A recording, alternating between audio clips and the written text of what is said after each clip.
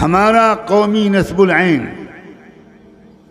بھارت کے مسلمانوں کا اجتماعی مشن، بھارت کے مسلمانوں کا اجتماعی اور قومی نصب العین یہ ہونا چاہیے۔ آج آپ سے امید کروں کہ آپ آج کے بیان کو ہزاروں پچھلے بیانوں کی طرح وعظ کی طرح سن کر اور آمین کہہ کے چلے جائیں گے۔ دو طرح کی قومیں دنیا میں ہوتی ہیں۔ کچھ قومیں وہ ہوتی ہیں جن کا ایک ٹارگٹ ہوتا ہے، ایک گول ہوتا ہے، ایک مقصد اور نصب العین ہوتا ہے۔ ان قوموں کے نوجوان، ان قوموں کے بوڑھے، ان قوموں کے پروفیشنلز، ان قوموں کے انٹلیکچوئلز، ان قوموں کے کسان، ان قوموں کے مزدور، ان قوموں کے غریب، ان قوموں کے امیر، ان قوموں کے مرد، ان قوموں کی عورتیں، ان قوموں کے تاجر، ان قوموں کے دیہاتی، ان قوموں کے شہری، ان قوموں کے پڑھے لکھے، ان قوموں کے ان پڑھ، سب لوگ اپنی اپنی صلاحیت کے مطابق اس ایک مقصد کے لیے کام کر رہے ہوتے ہیں۔ آپ مجھے بتاؤ، میں آپ سے پوچھتا ہوں، مسلمان کون سی کیٹیگری میں آتے ہیں؟ کیا مسلم قوم کا کوئی اجتماعی ایک مقصد ہے؟ میں پوچھ رہا ہوں ہونا چاہیے، نہیں پوچھ رہا ہوں۔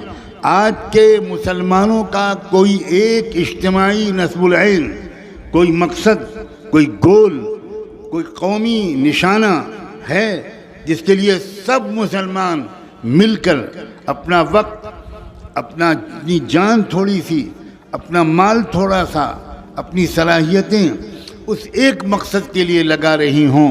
کیا آج کے مسلمانوں کے بارے میں یہ کہا جا سکتا ہے؟ سب لوگ بولیے نا پیچھے سے۔ اب آپ ایک بات صاف سن لیے، تیسری کھری کھری۔ خدا کا سسٹم کیا ہے؟ کسی قوم کا نصب العین بہت خراب ہو، اس کا قومی مقصد نہایت نقصان دہ ہو، اگر وہ قوم اور اس قوم کی ایک اچھی خاصی تعداد اس مقصد کو حاصل کرنے کے لیے کام کرے گی، اپنی صلاحیتیں لگائے گی، اپنا وقت خرچ کرے گی، اس کے سائنسداں، اس کے ٹیچرز،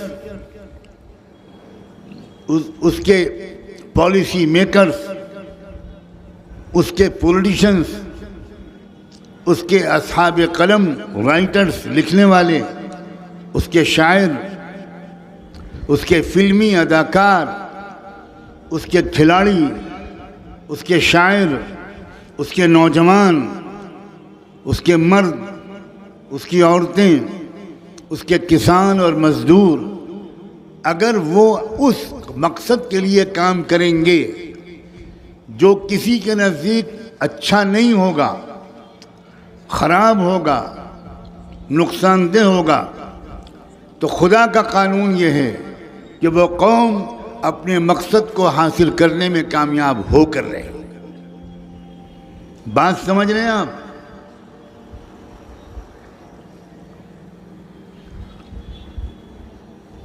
کسی قوم کا کوئی اجتماعی نصب العین نہ ہو، کوئی مقصد ہی نہیں، یہی حال آج مسلمانوں کا ہے۔ ہر مسلمان کو بس یہ فکر ہے کہ میری کمائی کا دھندا لگ جائے، میری شادی ہو جائے، میرا مکان بن جائے، میرا یہ ہو جائے، میرا وہ ہو جائے۔ قوم کا کیا ہونا چاہیے؟ قومی مقصد کیا ہے ہم مسلمانوں کا؟ ہم مسلمانوں کا اجتماعی مشن کیا ہے؟ اگر میں آپ سے پوچھوں، اگر میں یہ سامنے بیٹھے ہوئے ہزاروں نوجوانوں سے پوچھوں تو مجھے یقین ہے ان میں سے 90% لوگ جواب نہیں دے پائیں گے۔ کوئی کہے گا نماز پڑھنا، کوئی کہے گا مسجد جانا، کوئی کہے گا نیک اعمال کرنا، اور یہ بھی وہ لوگ کریں گے جو ذرا دیندار قسم کے لگتے ہیں یا نہیں یہ تو میں نہیں کہنے کو تیار ہوں۔ اس وقت کی صورتحال یہ ہے، صاف سن لو، دنیا کی کچھ قوموں نے اپنا اجتماعی نصب العین بنایا،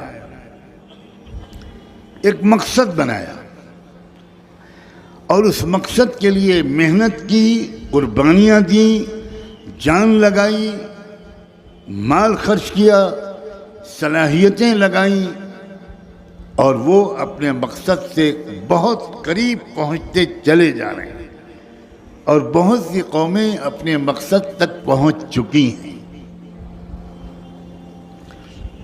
آپ ہزار بد دعائیں کرتے رہے، ہم سب مسلمان 100% مسلمان قنوت نازلہ پڑھتے رہے، کعبے کا پردہ پکڑ کر دعائیں کرتے رہے، مسجد نبوی میں رمضان میں اعتکاف کر کے ان قوموں کے لیے بد دعا کرتے رہے، ایک بھی دعا اور بد دعا قبول نہیں۔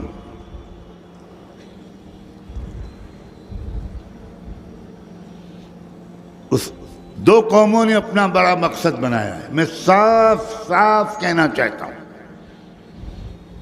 اور میں ان قوموں کی لیڈرشپ کو داد دیتے ہوئے کہنا چاہتا ہوں، ان کی سنجیدگی کو اپریشیٹ کرتے ہوئے کہہ رہا ہوں،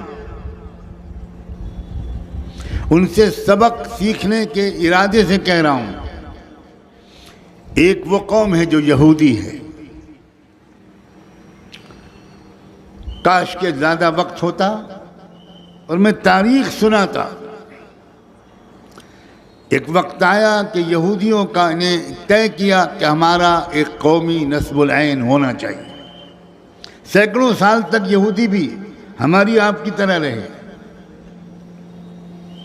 کمانا، کھانا، بچے پیدا کرنا، مر جانا، عیاشیاں کرنا، کوئی قومی مقصد نہیں تھا ان کا، بالکل ہماری آپ کی طرح۔ ایک شخص اٹھا ان میں جس کا نام تھا تھیوڈر ہیرزل، سوئٹزرلینڈ کے شہر باسل میں اس نے چند مشہور یہودی علماء کو، انٹلیکچوئلز کو، سمجھداروں کو جمع کیا اور ان کے سامنے کوئی لمبی چوڑی تقریر نہیں کی، میں نے وہ پوری تقریر پڑھی ہے اور بار بار پڑھی ہے۔ اس میں اس نے شاید 28 منٹ کی تقریر تھی، اور اس نے یہی کہا کہ آج ہم ایک غلطی سے توبہ کرنے کے لیے آپ کو بلایا ہے۔ یہاں سے تقریر شروع ہوئی۔ آپ یہودیوں پر لعنت بھیجتے رہیے، لیکن سنیے کہ اس لیڈر نے کیا کہا۔ ہم نے غلطی سے توبہ کرنے کے لیے آپ کو تکلیف دی ہے، اور وہ غلطی یہ ہے کہ ہمارے پیغمبر موسیٰ نے ایک ذمہ داری ہم پر رکھی تھی، ہمارے پیغمبر کنگ سولومن نے، حضرت سلیمان نے، حضرت ڈیوڈ نے ایک ذمہ داری ہم پر رکھی تھی کہ ہم کنگڈم آف گاڈ بنائیں گے۔ یہ لفظ تھا، ہم ایک یہودیوں کا ہوم لینڈ بنائیں گے اور واپس لائیں گے پوری دنیا کے یہودیوں کو اس بیت المقدس کے علاقے میں جہاں کے اوریجنلی وہ کبھی باشندے تھے۔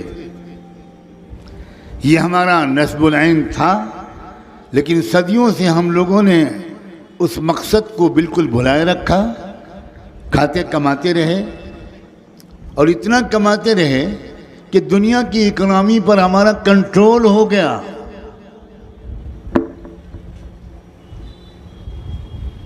دنیا کی امیر ترین قوم ہو گئے، جن میں اس نے کہا آپ میں سے بہت بڑے بڑے تاجر بیٹھے ہیں۔ سگریٹ کے 2 بین الاقوامی تاجر اس نے نام لے کر کہا آپ اور آپ بلینائر ہیں، खरबों डॉलर के मालिक हैं, लेकिन क्या आपने अपनी कौम के लिए कुछ सोचा? आपने जो किया आपने और अपनी फैमिली की अय्याशी के लिए किया। लोग खड़े हो गए।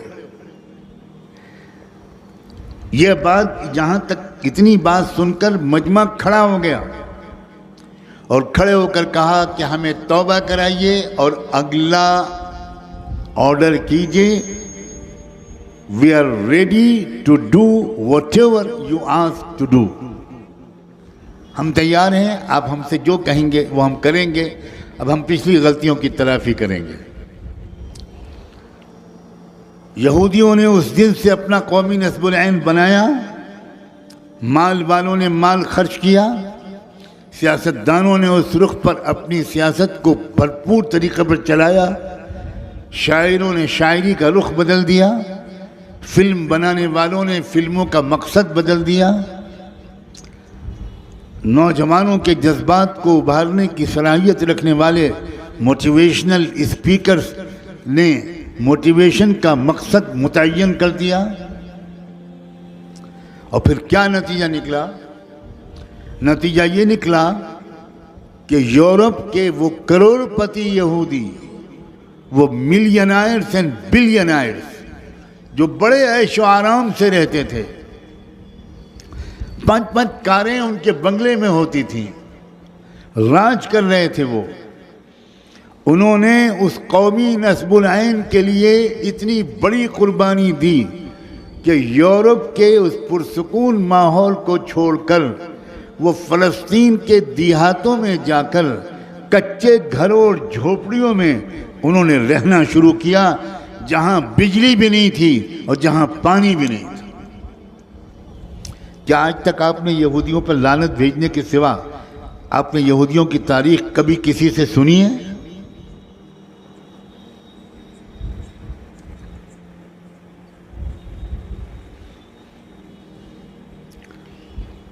झोंपड़े थे जो टपकते थे बारिश के दौरान, बर्फबारी में बच्चे कांपते थे, रहने की ठिकाने नहीं थे, कच्ची सड़कें थीं, कोई बिजनेस का इम्कान ही नहीं था। मगर एक कौम जब जागती है, किसी को वो अच्छी लगे या बुरी लगे, यहां अच्छे और बुरे का मसला नहीं है। एक चोर डाकू अगर अपनी चाय की प्याली में शक्कर डालेगा तो वो चाय मीठी होगी, और एक मुत्तकी सालेह इंसान अगर अपनी चाय की प्याली में करेले और नीम का जूस डालेगा तो वो चाय कड़वी होगी। ये दुनिया हमारे तमन्नाओं के ज़रिए चलाने का फैसला अल्लाह ने नहीं किया है। ये दुनिया अटल, नाकाबिल तब्दील, साइंटिफिक और नेचुरल उसूलों के मुताबिक चलाने का अल्लाह ने फैसला किया है।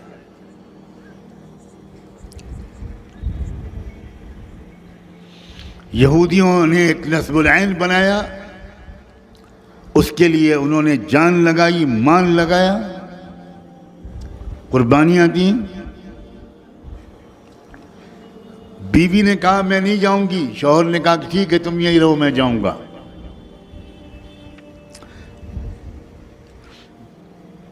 शौहर ने कहा मैं नहीं जाऊंगा, बीवी ने कहा तुम यहीं रहो, मैं जाऊंगी, मैं अपनी कौम और मजहब के लिए कुर्बानी दूंगी।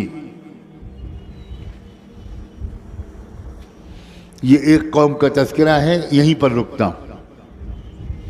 एक दूसरी कौम और है जिसके दरमियान हम इस मुल्क में रह रहे हैं। समझिए, उस कौम की क़यादत ने, उस कौम के मुसन्निफीन ने, उस कौम के फ़िलोसोफर्स ने, उस कौम के थिंकर्स ने, उस कौम के कुछ लीडर्स ने आज से 100 साल पहले महाराष्ट्र में बैठकर एक फैसला किया कि हमारा कौमी नस्बुल ऐन ये होना चाहिए।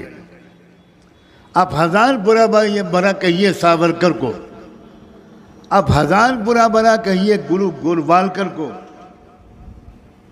آپ ہزار برا کہیے RSS کے بانی کو، کوئی فرق نہیں پڑتا آپ کے برا کہنے سے۔ اس قوم نے طے کیا کہ ہم کو بھارت کو ایک مخصوص کلر میں رنگنا ہے، اس کے لیے ایجوکیشن کے نظام کو بدلنے میں لگ گئے، اخبار والے اخباروں میں لکھنے میں لگ گئے، کسانوں نے اپنی بساط کے مطابق اس تحریک میں حصہ لیا، مختلف برادریاں، وہ چاہے جاٹ ہوں، چاہے OBCs ہوں، چاہے شیڈول کاسٹ کے لوگ ہوں، چاہے شیڈول ٹرائب کے لوگ ہوں، انہوں نے محنت کی، گاؤں گاؤں جا کر لوگوں کو کچھ سمجھایا، اور اس نصب العین کے لیے ایک اچھی خاصی تعداد کے مردوں اور عورتوں نے، انٹلیکچوئلس نے، نوجوانوں نے، عام لوگوں نے، اسکول اور کالج کا چلانے والے مینجمنٹ کے لوگوں نے، سب نے اس نصب العین کے لیے کام کیا، اور آج وہ اپنے آپ کو اس گول اور نصب العین کے بہت قریب پا رہے ہیں۔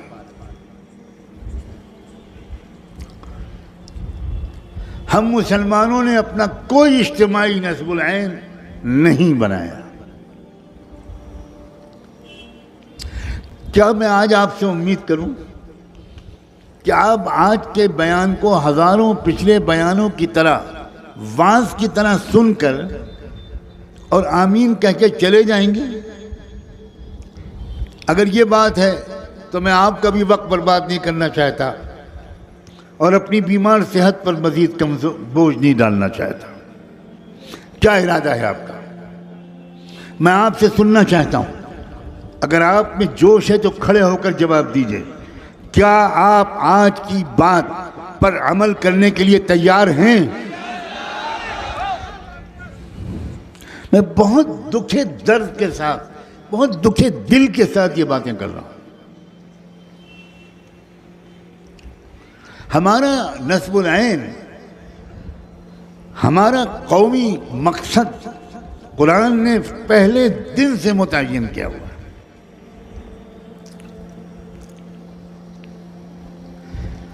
کچھ جوشیلے مسلمان یہ سمجھ رہے ہوں گے اس وقت، نوجوان، کہ میں اپنا قومی مقصد یہ بتاؤں گا کہ ہمارے ملک میں اسلامی حکومت قائم ہو جائے۔ ہو سکتا ہے کچھ جوشیلے نوجوان، یہ پٹھانوں کا شہر ہے، ہرگز نہیں، یہ قرآن کا بتایا ہوا مقصد نہیں۔ کان کھول کے سن لیجئے، قرآن مجید حکومتوں اور اقتدار پر قبضہ کرنے کے لیے نہیں اتارا گیا۔ رحمت دو عالم سیدنا محمد الرسول اللہ صلی اللہ علیہ وآلہ وسلم دنیا کی حکومتوں کا تختہ پلٹ کر حکومت اور ستہ پر قابض ہونے کے لیے نہیں بھیجے گئے۔ یہ الزام تو دشمن ان پر لگاتے ہیں۔ افسوس یہ ہے کہ مسلمانوں کی اکثریت بھی اپنی جہالت کی وجہ سے، قرآن کو براہ راست نہ سمجھنے کی وجہ سے یہی مقصد سمجھنے لگے۔ میں 2 آیتیں پڑھتا ہوں، علماء بیٹھے پوچھئے ان آیتوں کا کیا مطلب ہے۔ قرآن نے کہا لَقَدْ أَرْسَلْنَا رُسُلَنَا بِالْبَيِّنَاتِ وَأَنزَلْنَا مَعَهُمُ الْكِتَابَ وَالْمِيزَانَ لِيَقُومَ النَّاسُ بِالْقِسْطِ۔ قرآن نے کہا ہم نے سارے نبیوں کو جو بھیجا، معجزے اور بہت واضح دلیلیں، کھلی ہوئی تعلیمات، کتاب اور ترازو دے کر جو بھیجا، اس کا مقصد صرف ہمارا ایک ہے، سب نبیوں کو بھیجنے کا، تاکہ تمام لوگ انصاف قائم کریں۔ قرآن نے کہاں کہا کہ اسلامی حکومت قائم کرنے کے لیے ہم نے رسولوں کو بھیجا. اگر یہ مقصد ہوتا تو کامیاب حضرت نوح علیہ السلام نہیں تھے، حضرت ادریس کامیاب نہیں تھے، حضرت شیس کامیاب نبی نہیں تھے. ہمت ہو تو کہو کہ یہ انبیاء ناکام تھے.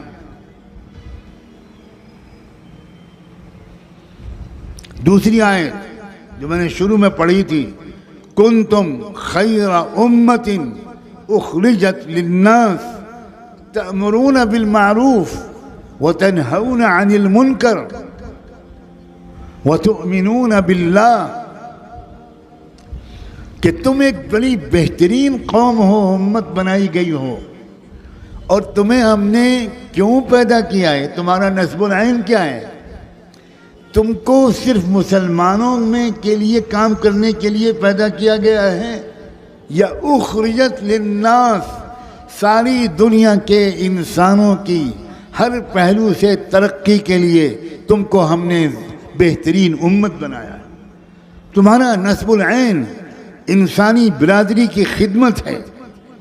اور آگے کہا تأمرون بالمعروف وتنہون عن المنکر، تمہارا اصل کام، تمہارا اصل مشن یہ ہے کہ تم اچھے کاموں کو پھیلاؤ.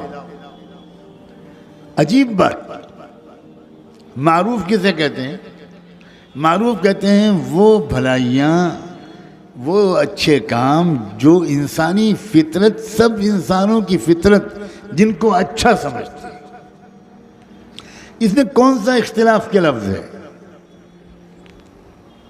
کون سا کسی قوم کے کسی قوم کے اوپر غالب آنے کا لفظ ہے؟ وہ چیزیں پھیلاؤ جن کو سب مانتے ہیں، سب احترام کرتے ہیں. معروف، بھلائیاں، نیکیاں. خاندانی اثر سے، ماحول کی خرابی سے انسان بری چیز کو پسند کرنے لگے، یہ تو ایک عارضی فینومینا ہے. فطرت اس کی بھی اس چیز کو ناپسند ہی کرتی ہے. آپ کسی نشے کے عادی سے پوچھئے کہ کیا نشہ کرنا، ڈرگس لینا، شراب پینا یہ اچھی بات ہے؟ تو وہ کہے گا یہی کہ بھائی مجھے تو لت لگ گئی ہے مگر یہ اچھی چیز ہے نہیں. کسی مستقل جھوٹ بولنے والے سے پوچھئے کہ جھوٹ بولنا اچھی بات ہے، وہ کہے گا کہ بھائی میں کیا کروں، میری بہت عادت پڑ گئی ہے جھوٹ بولنے کی، مگر جھوٹ بولنا اچھی بات نہیں. ایک اجتماعی نسب العین ہمارا مقرر کیا گیا تھا.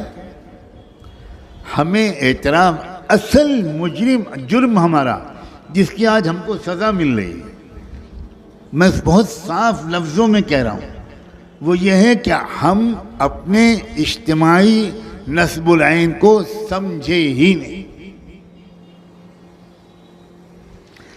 اس کے لیے ہم نے قربانیاں دینا تو دور کی بات ہے، ہمیں خبر ہی نہیں ہے کہ ہمارا کوئی ایک اجتماعی مشن ہے. سب کی ذمہ داری ہو، بوڑھے ہوں، جوان ہوں.